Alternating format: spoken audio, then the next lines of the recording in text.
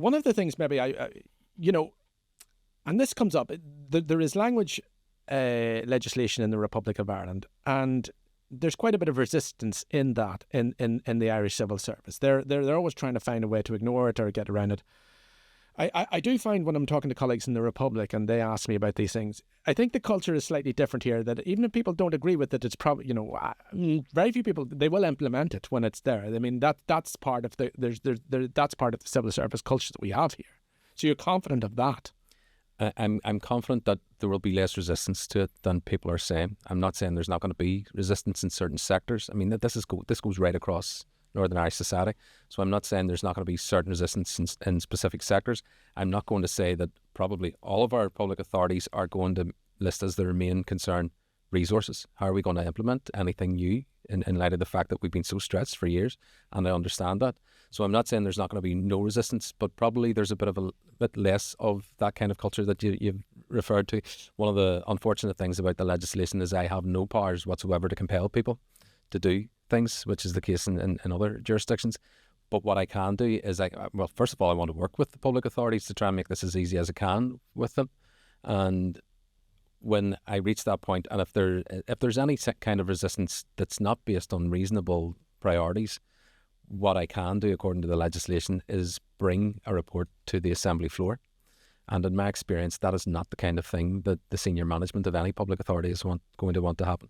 So there's a bit of leverage there, there's a bit of influence that I can bring to bear, but my main way of working is going to be to support people, to provide that guidance, support and advice that's in the legislation, and to try and bring them along in a way that creates minimal extra burden for them, because I understand how stretched our public services are, so I don't want to add to that, but there are ways around creating extra financial burdens on organisations, especially with AI, things like that. And I mean, frequently and it's a new aspect of it in terms of the history of it. I mean, before, many unionist politicians would simply have said the Irish language is offensive, full stop. And now we're into, the language has changed slightly, and now we're into the talk about cost. But people will point out, will say, you know, some people just don't want to see or hear Irish. So that's a fact. We can get on to the reality of that. But I want to bring up one more thing. If some people are to have language rights, and this legislation, it does represent a higher status for the Irish language than at any time in the last 400 years, but it could not be described as language rights. But in the theoretical situation where services, someone has to provide that. And some, if we read person in the Unionist press, and some Unionists will say, well, that means that person who provides that service, whether written or oral or by any other means, must be able to operate in Irish, which is a qualification in itself.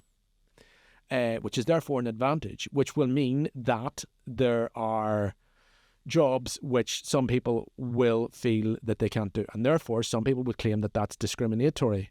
And the simple fact is that Irish isn't taught in state schools here. So, I mean, that is an issue. We just can't really brush it under the table. It's an issue in terms of the numbers of people able to provide the services in Irish. That's an issue. But it can't be said to be discriminatory when we have now an Act of the United Kingdom, given royal assent in December 2022, it says Irish must be, its use must be enhanced and protected across the public services. So if whatever measures need to be taken to allow that to happen, can't be said to be discriminatory. But there's a couple of things about the numbers as well. You know, public authorities have corporate plans, they have business plans, and they get updated regularly. And part of what they take into consideration is their responsiveness to their users. There are many more users becoming adults now who have attended Irish medium education or who simply have Irish through their upbringing, who are going to be using those services. So the public services will be recognising that increase in numbers of their users who have Irish. So it's a natural thing to do. And also that increase in people using with a knowledge of Irish, especially coming out of Irish medium education, that's going to provide an influx of people into the public authorities to provide these services. So again, I wouldn't be as worried as some people are. So you're trying to say, in a sense, you're saying there's people who can speak Irish in the civil service anyway? No, I'm saying, well, there are, but I'm not saying that. I'm saying there are people going to be coming into the civil service and being produced by our Irish medium schools who will be able to provide these services. But as well as that, I'm saying there's going to be an increase in the users who have Irish. I get what you're saying, and it is a great line. Look, it's got the King's signature on it, so you know what I mean. And that is a fact. But I mean, I'm just pointing out that that's what the argument that some people will have, that we don't speak Irish, we never will speak Irish, and never would have the opportunity to speak Irish even if we did have. But those are issues that we might see coming down the line. Now, even when I speak to some of the most moderate unionists in this studio and other places that I have, I've never heard anybody saying I find the Irish language offensive for a very long time. Even the words like weaponisation and divisive, they're less used. But legitimate concerns is a term used. I will put my cards on the table. I have yet to hear what these terms mean, because they're never challenged. What are the legitimate concerns? And anybody wants to come on the podcast, tell me what they are. I listen. But in some interviews you've done, you seem a little dismissive of that. You just said it isn't. No way. Not dismissive of genuine concerns, and there are genuine concerns. Well, what would they be then? They're perception based. So they're based to how the language is perceived, or to how its promotion has been perceived. Part of that is linked to the old allegation of weaponisation or politicisation. Weaponisation, it's something I really struggle with, because I can't think of a really good example of it. I mean, I mentioned on Good Morning Ulster last week or the week before that I couldn't find an example. Immediately, Kneecap was thrown back at me. Kneecap's a rap group, so I'm just not dealing with that. And you're not a fan. I'm not a fan, but you did. I mean, a headline was created. Do you understand how that came about? Oh, well, absolutely. And if you read down the article, I did also commend them for didn't commend them exactly, but I listed the ways that they have helped the language by bringing young people back to the language. It's just personal taste. I don't like the way they do things. But the fact that was used as an example of weaponisation, I thought was quite ironic, because I was able to list some ways that the English language has been weaponised by politicians and by newspapers. And that's where it is concerning, when language is used in a way to associate it with violence.